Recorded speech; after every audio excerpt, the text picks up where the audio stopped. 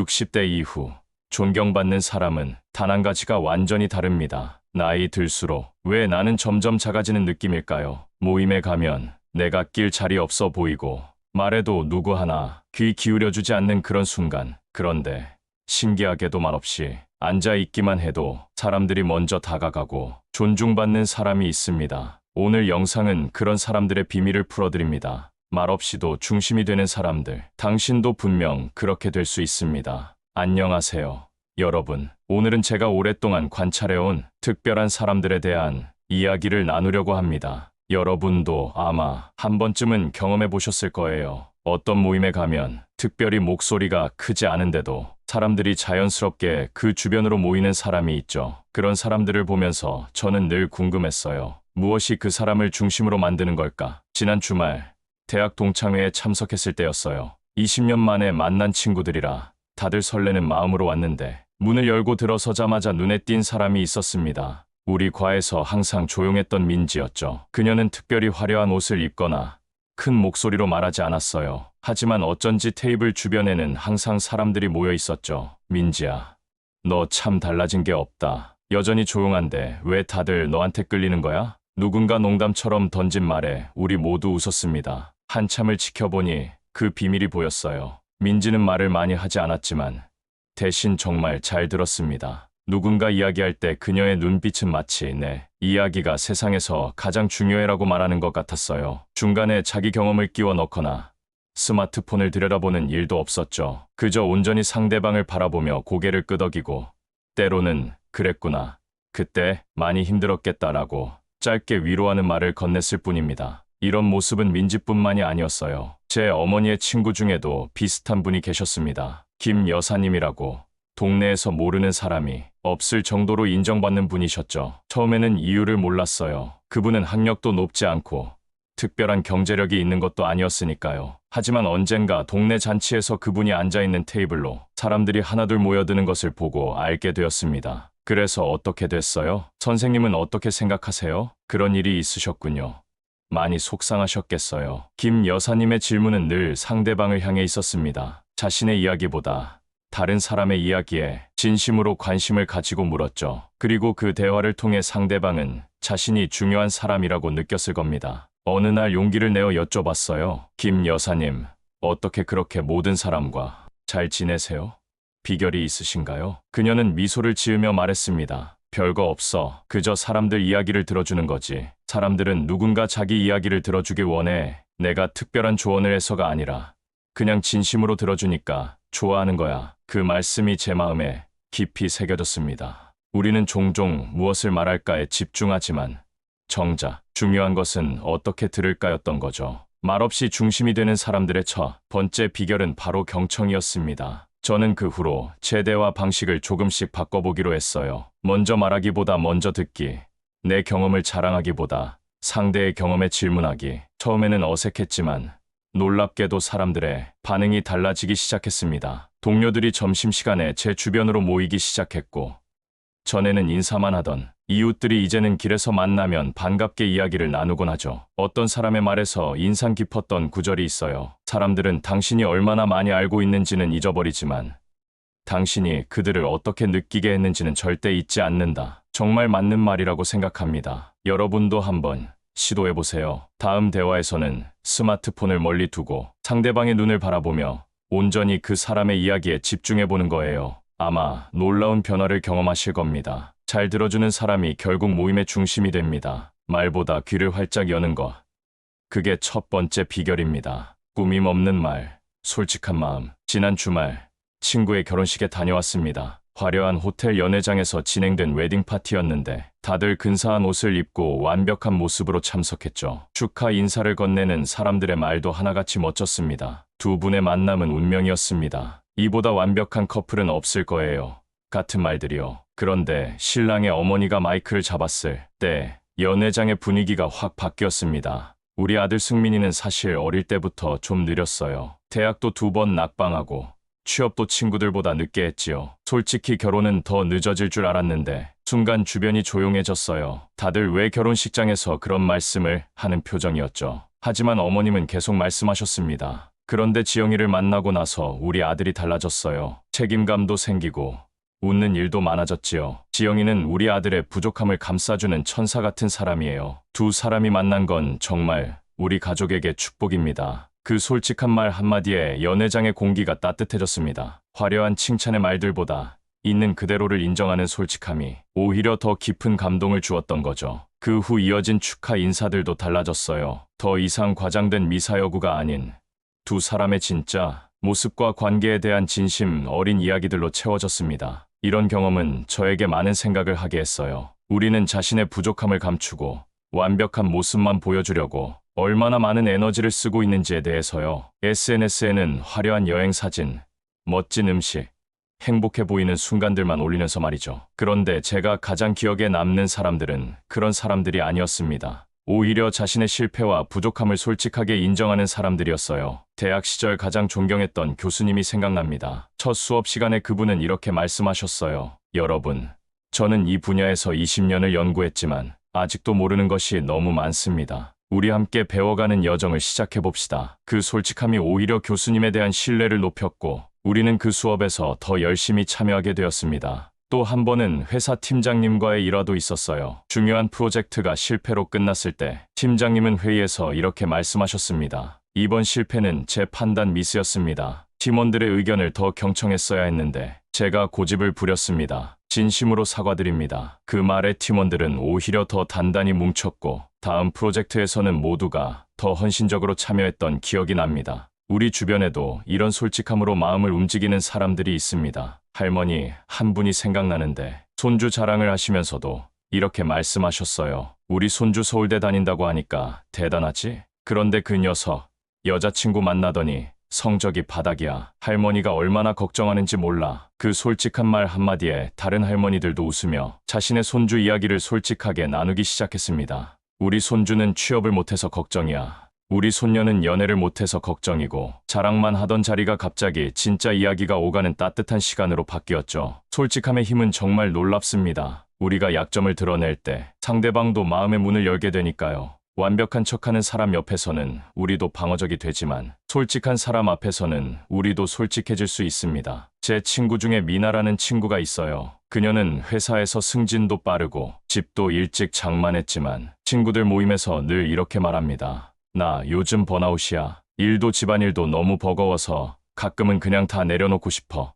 그런 솔직함 때문에 우리 모두 미나에게 더 끌리고 그녀의 성공을 더 응원하게 됩니다. 여러분도 한번 생각해보세요. 여러분의 삶에서 가장 영향력 있는 사람들, 마음을 움직인 사람들은 어떤 사람들이었나요? 아마도 화려한 말보다 진실된 마음으로 다가온 사람들일 겁니다. 솔직한 말 한마디가 자랑보다 강합니다. 꾸밈없는 솔직함이 오히려 사람들의 마음을 엷게 만들고 시간이 갈수록 더 깊이 기억에 남는 사람으로 만들어줍니다. 3점 뭔가를 배우는 사람은 빛난다. 오늘 아침 동네 카페에서 특별한 광경을 목격했습니다. 이른이 넘으신 할머니께서 태블릿을 꺼내들고 열심히 무언가를 배우고 계셨어요. 호기심에 다가가 물어보니 영어 회화를 공부하고 계시다고 했습니다. 손주가 미국에 유학 가서요. 내년에 놀러 가보려고 영어 좀 배우고 있어요. 늙어서 머리가 안 돌아가 힘들지만 그래도 재미있어요. 할머니의 눈빛이 정말 반짝였습니다. 주름진 얼굴이지만 그 표정은 마치 학창 시절 새로운 것을 배우는 학생 같았어요. 그 모습이 너무 아름다워서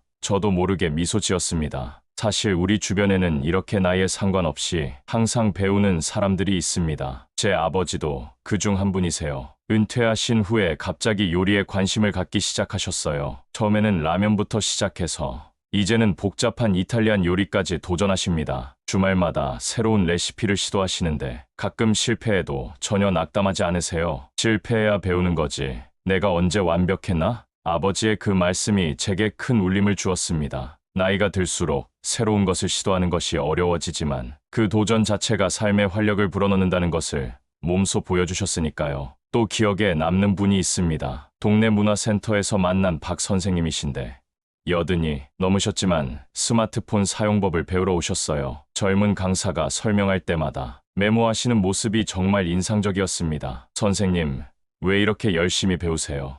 제가 물었더니 젊은 사람들과 소통하려면 나도 계속 배워야지. 세상에 관심 없는 노인이 되면 그땐 정말 늙은 거야. 그 말씀에 큰 깨달음을 얻었습니다. 나이는 숫자에 불과하고 정말 중요한 건 세상을 향한 호기심과 배움의 자세라는 것을요. 저도 최근에 뭔가 새로운 것을 배워보려고 도전 중입니다. 바로 수채화 그림인데요.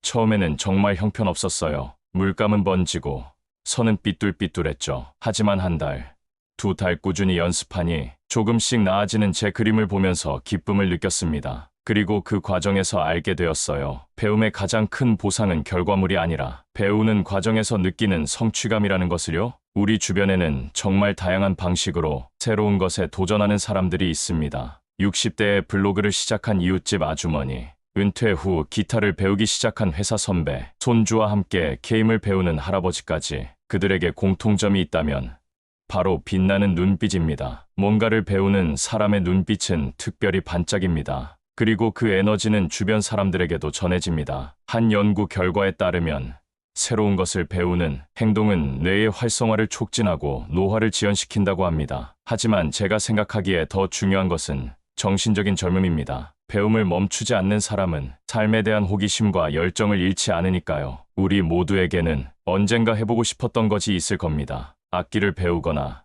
외국어를 공부하거나, 요리를 배우거나, 아니면 단순히 새로운 책을 읽는 것일 수도 있고요. 그것이 무엇이든 시작하는데 늦은 때란 없다는 걸 기억하셨으면 좋겠습니다. 제 친구 중에 40대 중반에 발레를 시작한 친구가 있어요. 처음에는 주변에서 많이 말렸다고 합니다. 이 나이에 무슨 발레냐, 다리 다칠라, 창피하지 않겠냐 등등. 하지만 그녀는 개의치 않고 시작했고 3년이 지난 지금은 작은 공연에도 참여할 정도가 되었습니다. 그리고 그녀가 말하길 발레를 시작한 후 삶이 완전히 달라졌다고 해요. 매일 아침 일어나는 것이 기대된다고, 거울 속 자신의 모습이 더 자신감 있어 보인다고요. 배움은 나이를 초월한 생명의 증거입니다. 뭔가를 배우는 사람은 빛납니다. 그리고 그 빛은 주변 사람들에게도 퍼져나가 긍정적인 영향을 미치게 됩니다. 오늘부터 여러분도 한번 도전해보세요. 크게 시작할 필요는 없습니다. 하루에 10분, 새로운 것을 배우는 시간을 가져보는 것만으로도 충분해요. 그 작은 시작이 여러분의 삶을 더욱 풍요롭고 빛나게 만들어줄 겁니다. 4. 마음이 단단한 사람이 부러운 사람이다. 지난주에 특별한 만남이 있었습니다. 오랜 지인인 김 교수님과의 저녁 식사였는데요. 그분은 제가 대학 시절부터 존경해온 분입니다. 지금은 70이 넘으셨지만 여전히 학계에서 활발히 활동하고 계세요. 저녁 내내 교수님의 모습을 지켜보며 깊은 감명을 받았습니다. 음식이 늦게 나와도 옆 테이블에서 시끄럽게 떠들어도 교수님은 전혀 동요하지 않으셨어요. 그저 미소를 지으며 괜찮아요. 기다리는 것도 삶의 일부니까요.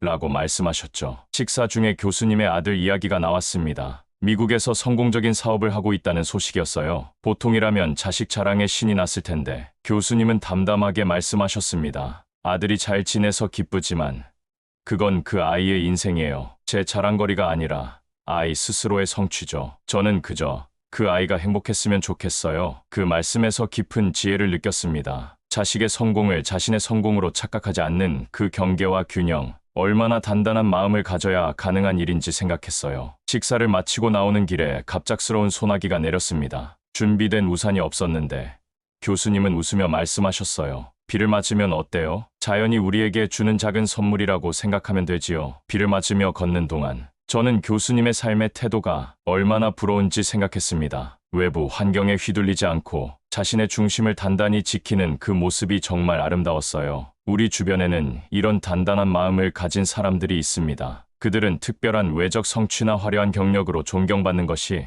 아니라 내면의 단단함으로 사람들의 마음을 움직이는 분들이죠. 제 어머니의 친구 중에 이런 분이 계십니다. 평생 소박하게 살아오셨지만 그분이 모임에 나타나면 모두가 존경의 눈빛으로 대합니다. 한 번은 그분이 암 진단을 받으셨다는 소식을 들었는데 놀랍게도 그분은 평소와 다름없이 생활하셨어요. 왜 그렇게 담담하세요? 라고 여쭤봤더니 이런 대답이 돌아왔습니다. 내가 슬퍼한다고 상황이 바뀌나요? 주어진 상황을 받아들이고 할 수 있는 최선을 다할 뿐이죠. 그 말씀이 얼마나 큰 울림을 주었는지 모릅니다. 인생의 가장 큰 위기 앞에서도 중심을 잃지 않는 그 단단함, 그것이야말로 진정한 강인함이 아닐까요? 마음이 단단한 사람들의 또 다른 특징은 비교에서 자유롭다는 점입니다. 그들은 남의 성공이나 실패에 일희일비하지 않고 자신의 길을 묵묵히 걸어갑니다. 회사에서 만난 선배 중에 이런 분이 계셨어요. 그분은 승진이 늦은 편이었지만 그것에 전혀 상처받거나 불평하지 않았습니다. 오히려 자신보다 빨리 승진한 후배들을 진심으로 축하해 주셨죠. 한 번은 제가 물었습니다. 선배님, 어떻게 그렇게 마음의 여유를 가질 수 있으세요? 선배님은 미소 지으며 대답하셨습니다. 내 인생의 속도가 있고 다른 사람의 인생 속도가 있어. 빠르다고 좋은 것도 아니고 늦다고 나쁜 것도 아니야. 중요한 건 내가 만족하는 삶을 사는 거지. 그 말이 제게는 큰 가르침이 되었습니다. 우리는 너무 쉽게 다른 사람과 자신을 비교하고 그 비교 속에서 불행해지곤 하니까요. 마음이 단단한 사람들의 또 하나의 특징은 감정에 휘둘리지 않는다는 것입니다. 감정을 느끼지 않는 것이 아니라 감정에 지배당하지 않는 거죠. 제 친구 중 한 명은 이런 능력이 탁월한 사람입니다. 회사에서 부당한 대우를 받았을 때 그녀는 즉각적으로 분노하거나 좌절하는 대신 먼저 자신의 감정을 알아차리고 일정 시간이 지난 후에 차분하게 대응했습니다. 그 결과 오히려 더 좋은 결과를 얻을 수 있었죠. 화가 날 때는 하루를 기다려. 그래도 화가 나면 그때 행동해도 늦지 않아. 그녀의 이 말은 제 삶의 모토가 되었습니다. 감정은 파도와 같아서 잠시 기다리면 자연스럽게 가라앉는다는 것을요. 그 파도에 휩쓸리지 않고 지켜볼 수 있는 능력. 그것이 바로 단단한 마음의 비결 중 하나입니다. 마음이 단단한 사람들은 또한 지금 이 순간에 충실합니다. 과거에 연연하거나 미래를 지나치게 불안해하지 않죠. 매 순간 최선을 다하면서도 결과에 집착하지 않는 모습이 정말 아름답습니다. 작년에 저는 큰 프로젝트를 맡게 되었는데 그 과정에서 많은 스트레스를 받았습니다. 그때 저를 지켜보던 멘토가 이런 조언을 해주셨어요. 지금 내가 할 수 있는 최선을 다하고 있니?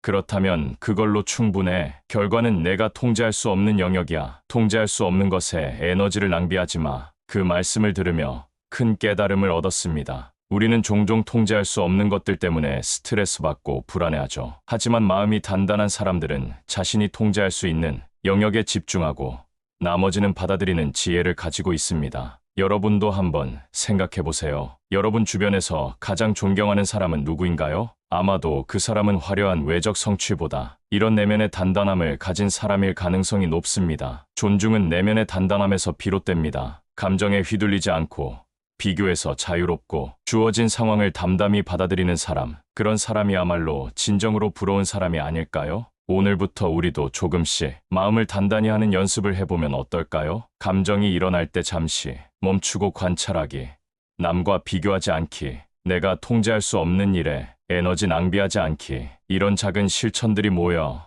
우리의 마음을 더욱 단단하게 만들어 줄 것입니다. 5점. 조용한 배려가 진짜 품격이다. 오늘 아침 출근길 버스에서 인상적인 장면을 목격했습니다. 만원 버스에 나이 지긋한 할머니가 타셨는데 자리에 앉아있던 한 청년이 바로 일어나 자리를 양보했어요. 그런데 그 청년의 행동이 특별했습니다. 말없이 자연스럽게 일어나 할머니께 눈길 한번 주지 않고 다른 곳으로 이동한 거예요. 보통 자리를 양보할 때 앉으세요라고 말하거나 때로는 어르신, 여기 앉으세요라고 큰 소리로 말해 관심을 끄는 경우가 많잖아요. 하지만 이 청년은 달랐습니다. 마치 자신의 행동이 특별한 것이 아니라 당연한 것인 양 조용히 배려를 실천했어요. 할머니도 감사 인사를 하려 두리번거리셨지만 이미 청년은 멀리 이동한 후였죠. 그 모습을 보며 깊은 감동을 받았습니다. 조용한 배려의 힘이 얼마나 강한지 새삼 느꼈어요. 말없이 행동으로 보여주는 배려야말로 진정한 품격이 아닐까요? 저희 회사에도 이런 분이 계십니다. 김 부장님이라고.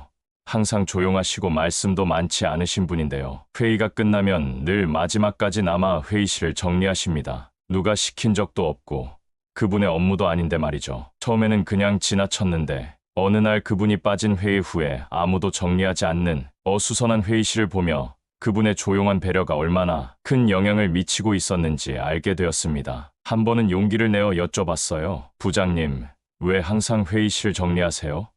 다른 사람들이 해도 되는데. 그분은 잠시 생각하시더니 이렇게 말씀하셨습니다. 특별한 이유는 없어요. 그냥 내가 할 수 있는 일이니까 하는 거죠. 작은 일이지만 누군가는 해야 하잖아요. 그 단순한 대답에서 큰 지혜를 느꼈습니다. 진정한 배려는 보상이나 인정을 바라지 않고 그저 해야 할 일이라고 생각하는 마음에서 나오는 것이었습니다. 또 한 분 기억에 남는 분이 있습니다. 우리 동네 슈퍼마켓 주인 아저씨인데요. 항상 묵묵히 일하시는 분이었어요. 어느 날 커다란 눈이 내렸는데 아침 일찍 가게 앞뿐만 아니라 동네 골목길까지 모두 치워놓으신 걸 보았습니다. 누가 시킨 것도 아니고 특별히 자신의 책임도 아닌데 말이죠. 아저씨, 골목길까지 다 치우셨네요. 고생 많으셨어요. 제가 말씀드리자 아저씨는 수줍게 웃으며 말씀하셨습니다. 괜찮아요. 이 동네 할머니들이 많이 다니는 길이라서 넘어지기라도 하면 큰일이니까요. 그 말에 제 마음이 따뜻해졌습니다. 화려한 기부나 봉사가 아니더라도 이렇게 일상에서 실천하는 조용한 배려가 얼마나 값진 것인지 다시 한번 깨달았으니까요. 조용한 배려는 특별한 상황에서만 나타나는 것이 아닙니다. 일상의 작은 순간들 속에서 더 빛나죠. 회의 중에 조용히 물을 따라주는 동료, 비가 올 때 우산을 나눠 쓰자고 먼저 제안하는 친구, 음식점에서 자연스럽게 나이 많은 분들부터 음식을 대접하는 지인, 길에서 만난 이웃의 무거운 짐을 말없이 들어주는 청년, 식사 후 조용히 설거지를 도와주는 가족, 이런 사람들의 공통점은 자신의 배려를 드러내지 않는다는 것입니다. 마치 그것이 당연한 듯 자연스럽게 행동하죠. 그리고 그런 사람들 주변에는 항상 따뜻한 기운이 흐릅니다. 저도 한때는 인정받는 배려에 집중했던 적이 있습니다. 누군가를 도울 때면 그것을 알아주길 바랐고, 때로는 SNS에 올려 좋아요를 받기도 했죠. 하지만 점차 깨달았습니다. 진정한 배려는 보상이나 인정을 바라지 않는다는 것을요. 그 깨달음을 얻은 후로는 조용히 배려하는 삶을 실천하려고 노력하고 있습니다. 사무실에서 커피를 마시고 난 컵을 씻어두기, 엘리베이터에서 먼저 내리는 사람들을 기다려주기, 회의 시작 전에 의자를 정리해두기 같은 작은 일들부터요. 놀랍게도 이런 조용한 배려를 실천하면서 제 마음이 더 편안해졌습니다. 인정받기 위한 배려는 때때로 스트레스였지만 그저 해야 할 일이라고 생각하는 배려는 오히려 마음의 평화를 가져다 주었으니까요. 제 친구 중에 의사인 친구가 있는데 그녀의 말이 기억납니다. 진료실에서 환자를 대할 때 나를 돋보이게 하려는 마음이 있으면 환자는 금방 알아차려. 하지만 정말 환자만 생각하면 그때 비로소 신뢰가 쌓이는 거야. 그 말이 조용한 배려의 핵심을 잘 설명해 주는 것 같아요. 상대방만을 생각하는 순수한 마음, 그것이 바로 진정한 배려의 시작입니다. 작은 배려가 사람의 무게를 만든다고 생각합니다. 말로 하는 화려한 자랑이나 SNS에 올리는 과시보다 조용히 실천하는 배려가 그 사람의 진짜 품격을 보여주는 거죠. 오늘부터 우리도 한번 조용한 배려를 실천해보면 어떨까요? 굳이 알리지 않고, 인정받으려 하지 않고, 그저 해야 할 일이라고 생각하며 베푸는 작은 배려들이요. 그런 작은 실천들이 모여 우리 사회를 더 따뜻하게 만들어 갈 테니까요. 6. 결국 스스로와 잘 지내는 사람. 얼마 전 한 어르신과 대화할 기회가 있었습니다. 80대 중반의 나이에도 여전히 맑은 눈빛과 따뜻한 미소를 간직한 분이셨어요. 그분의 삶에 대해 이야기를 나누다가 문득 궁금해져서 여쭤봤습니다. 할아버님, 이렇게 오랜 세월을 지내오면서 가장 중요하다고 느끼신 것은 무엇인가요? 할아버님은 잠시 생각하시더니 이렇게 대답하셨습니다. 결국은 자기 자신과 잘 지내는 거야. 다른 사람들과 좋은 관계를 맺는 것도 중요하지만 가장 오래 함께하는 사람은 자기 자신이니까. 그 말씀이 제 마음을 울렸습니다. 우리는 종종 타인과의 관계에 많은 에너지를 쏟지만 정작 가장 가까운 존재인 나 자신과의 관계는 소홀히 하곤 하니까요. 스스로와 잘 지내는 것, 그것은 어떤 의미일까요? 할아버님의 말씀을 더 들어보았습니다. 나이가 들수록 깨닫게 되는 건 자신을 있는 그대로 받아들이는 능력이 행복의 열쇠라는 거야. 젊었을 때는 항상 내가 부족하다고, 더 잘해야 한다고 채찍질했지. 하지만 지금은 알아. 나의 한계도, 실수도, 모든 것이 나의 일부라는 걸. 그 말씀에서 진정한 자기 수용의 지혜를 배웠습니다. 완벽하지 않은 자신을 미워하거나 부정하는 대신 있는 그대로 인정하고 포용하는 것이 진정한 성숙함이란 것을요. 또 한 분 기억에 남는 분이 있습니다. 제 어머니의 친구분인데 평생을 교사로 일하시다 은퇴하신 분이에요. 그분은 매일 아침 일어나서 꼭 하는 일이 있다고 하셨습니다. 난 매일 아침 거울을 보며 내 자신에게 인사해. 좋은 아침, 오늘도 만나서 반가워. 오늘 하루도 잘 지내보자라고. 처음엔 어색했지만 이제는 그게 하루의 가장 좋은 시작이야. 그 이야기를 듣고 저도 따라 해보았는데 정말 신기하게도 하루의 시작이 달라지더군요. 자신을 친구처럼 대하는 그 작은 의식이 자신과의 관계를 돌아보게 만들었으니까요. 스스로와 잘 지내는 사람들의 또 다른 특징은 자신의 감정을 알아차리고 존중한다는 것입니다.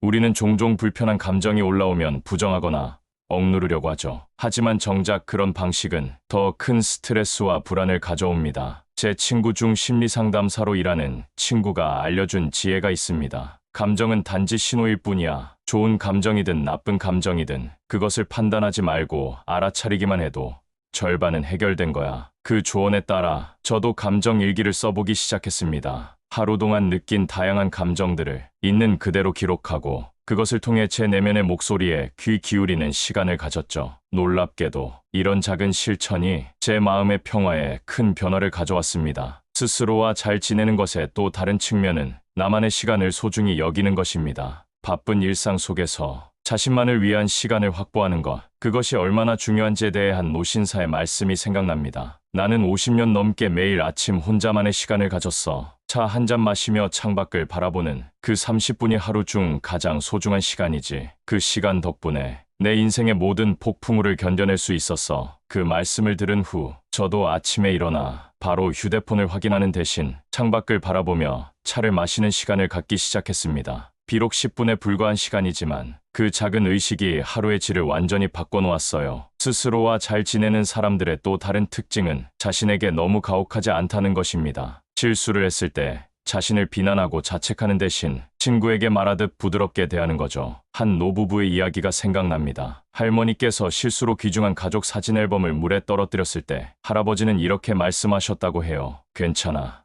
나도 매일 실수하는 걸. 우리가 완벽할 필요는 없어. 그냥 있는 그대로의 우리면 충분해. 그 말을 들은 할머니는 자신에게도 똑같이 말해주었다고 합니다. 괜찮아. 실수할 수 있어. 넌 완벽할 필요 없어. 자신에게도 타인에게 하듯 친절할 수 있다는 것. 그것이 스스로와 잘 지내는 비결 중 하나가 아닐까요? 우리 사회는 종종 성공, 성취, 인정받는 삶을 강조합니다. 하지만 삶의 마지막에 가장 중요한 것은 그런 외적인 성취가 아니라 자신과 얼마나 평화롭게 지냈는지가 아닐까 생각합니다. 제가 아는 한 할머니는 돌아가시기 직전까지도 맑은 정신으로 주변 사람들에게 기쁨을 주셨어요. 그분의 마지막 말씀이 인상적이었습니다. 나는 행복했어. 내 삶이 완벽하지 않았어도 나는 내 자신과 좋은 친구로 지냈으니까. 그 말씀이 진정한 삶의 성공이 무엇인지 알려주는 것 같습니다. 결국 부러운 사람은 화려한 경력이나 많은 재산을 가진 사람이 아니라 스스로와 잘 지내는 사람이 아닐까요?